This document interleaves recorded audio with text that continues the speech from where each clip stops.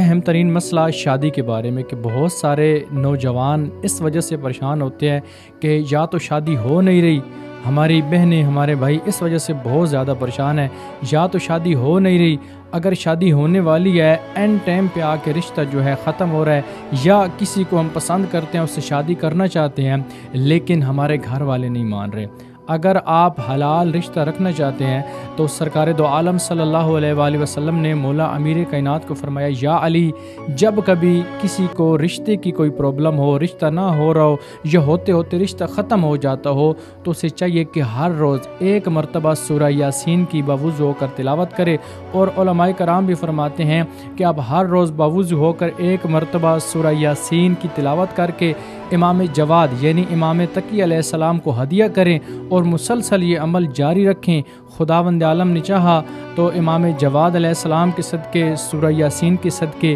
ایک اچھا رشتہ ہوگا، اور جہاں آپ چاہتے ہیں وہاں رشتہ ہوگا اگر آپ کے لیے بہتر ہوگا تو، کیونکہ خدا اگر موسیٰ کو پانی سے رستہ بنا کے دے سکتا ہے، حضرت ابراہیم علیہ السلام کو آگ سے بچا سکتا ہے تو وہ یہ کام بھی کر سکتا ہے۔ مایوس نہ ہوں، خداوند عالم کی بارگاہ میں مایوسی نہیں کرنی چاہیے، وہ خداوند عالم سب کی سنتا ہے۔